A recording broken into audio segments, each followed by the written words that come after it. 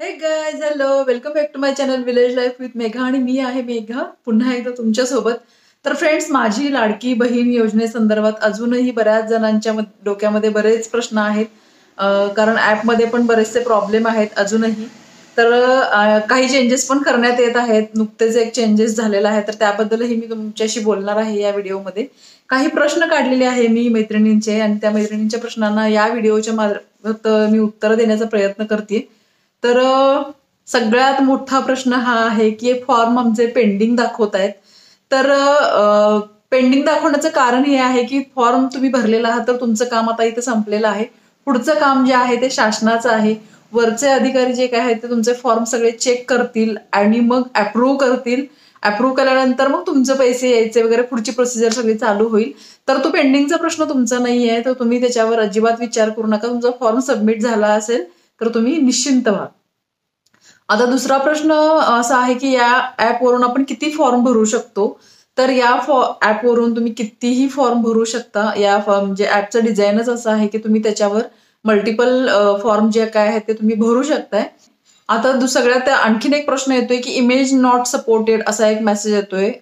जेव्हा तुम्ही photo click करता किंवा फोटो अपलोड करायचा प्रयत्न करता, तर त्यावेळेला तर तो सुद्धा प्रॉब्लेम जो काय आहे तो ऍपचा प्रॉब्लेम आहे. तर त्याबाबतही तुम्ही टेन्शन घेऊ नका. तुम्ही सगळे फोटो अपलोड करा, सबमिट करा आणि रिकामे व्हा.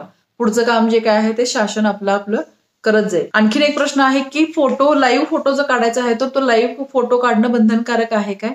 नुकताच जो आता परवाचा GR बद्दल जी माहिती तुम्हाला दिलेली आहे, तर त्या नवीन GR नुसार तुम्ही आता लाईव्ह फोटो घ्यायची काही गरज नाहीये. घेतला तरी हरकत नाही, पण घ्यायलाच पाहिजे असं नाहीये. फोटोवरून फोटो सुद्धा तुम्ही काय करू शकता, अपलोड करू शकता. आता पुढचा प्रश्न आहे की अधिवास प्रमाणपत्राच्या ठिकाणी पण आपण रेशन कार्ड अपलोड करू शकतो का. तर तसं नाहीये. जर तसं तुम्हाला करायचं असेल तर ते रेशन कार्ड जे काय आहे ते तुम्हाला 15 वर्षापूर्वीचं रेशन कार्ड अपलोड करावं लागेल.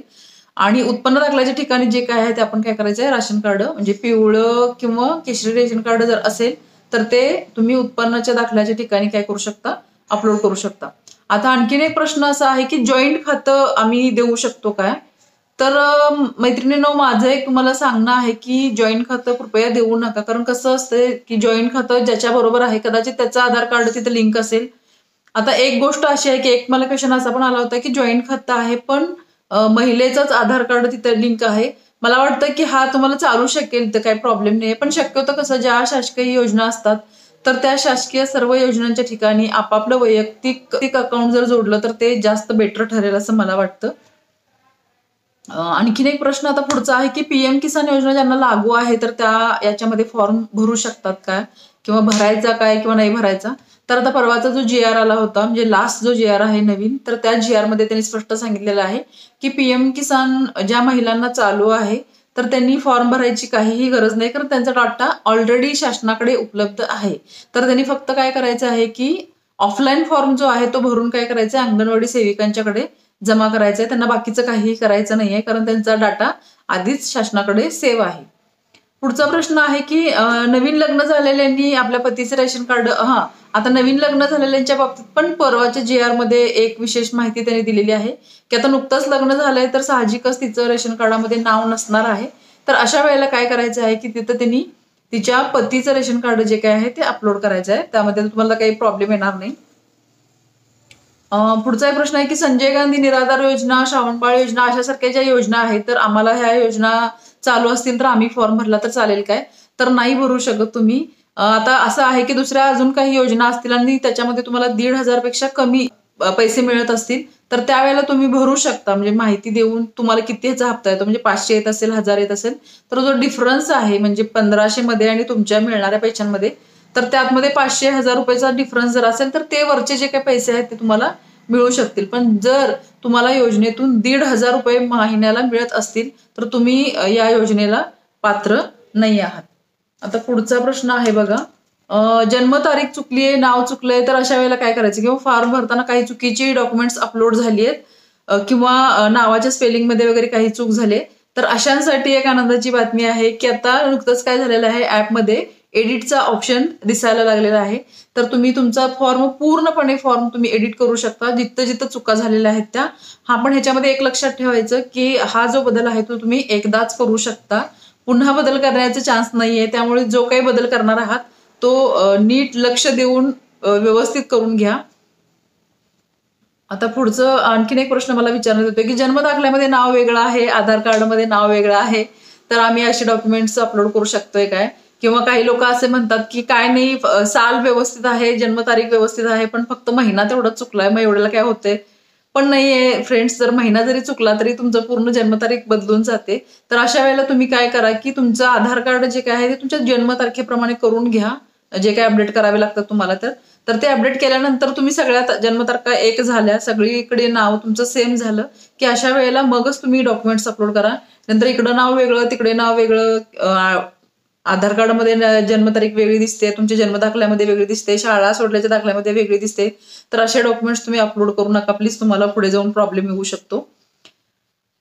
आता आणखीन एक प्रश्न असा विचारतात की आमचा फॉर्म पेंडिंग दाखवतोय, तर आम्ही परत फॉर्म भरायचा काय? तर फ्रेंड्स नाहीये, तसं तुम्ही भरू नाही शकत, कारण एकदा तुमचा मोबाईल नंबर रजिस्टर झाला की तर तुम्ही त्याच नंबरवरनं पुन्हा तो तुमचा फॉर्म भरू नाही शकत आहे.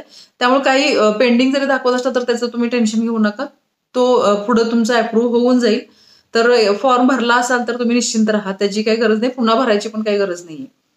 आता आणखीन एक प्रश्न असा विचारतात की आम्ही या योजनेसाठी पात्र आहोत का नाही ते आम्हाला कसं कळणार? तर याचंही टेन्शन नाहीये. गेल्या वेळेच्या GR मध्ये हे पण सांगण्यात आलेलं आहे की ज्या म्हणजे गाव पातळीवर जे ग्रामसेवक, कृषी सहाय्यक, तलाठी, अंगणवाडी सेविका, आशा सेविका यांचं सगळ्यांचं मिळून काय केलेलं आहे, ग्रामस्तरीय समिती स्थापन करण्यात आलेली आहे. तर या समितीच्या मार्फत दर शनिवारी तुम्हाला काय तुमच्या ग्रामपंचायतीमध्ये जे पात्र यादी आहे तर त्यांचं वाचन होणार आहे. त्याशिवाय यासोबत त्याची लिस्ट जी काय आहे ती तुम्हाला ग्रामपंचायतीमध्ये पण प्रसिद्ध केली जाईल आणि अंगणवाडी केंद्रामध्ये सुद्धा ही यादी काय केली जाईल, प्रसिद्ध केली जाईल. त्यामुळे तुम्हाला कुठं धावपळ करावी लागणार नाहीये, तुम्ही यादीमध्ये नाव तुमचं चेक करू शकता. आता आणखीन एक प्रश्न आहे की याचा पहिला हप्ता कधी येणार? बऱ्याच महिलांचा हा प्रश्न आहे की आम्ही फॉर्म भरलाय, सगळं झालंय, पण आता पहिला हप्ता आम्हाला कधी मिळणार? तर आपले राज्याचे उपमुख्यमंत्री अजित पवार यांनी माहिती दिलेली आहे की हा जो पहिला हप्ता आहे हा रक्षाबंधनाच्या दिवशी तुमच्या अकाउंटवर जमा होईल. तर ते गिफ्ट तुम्हाला कधी मिळणार आहे? रक्षाबंधनाच्या दिवशी. तर फ्रेंड्स अजून एक पुढचा क्वेश्चन आहे, बँक खाते लग्नाआधीच्या नावचे चालेल काय? तर कसं चालेल? जर आपण फॉर्म लग्नानंतर भरत असू तर साहजिकच डॉक्युमेंट सुद्धा लग्नानंतरचेच लागतील. जर लग्न झालं नसेल, म्हणजे अविवाहित मुलगी जर असेल तर मग लग्नाच्या आधीचं बँक खाते चालेल, अन्यथा नाही. पुढचा प्रश्न आहे, जन्म 96चा आहे आणि दाखला 24 मध्ये काढलाय तर चालेल का?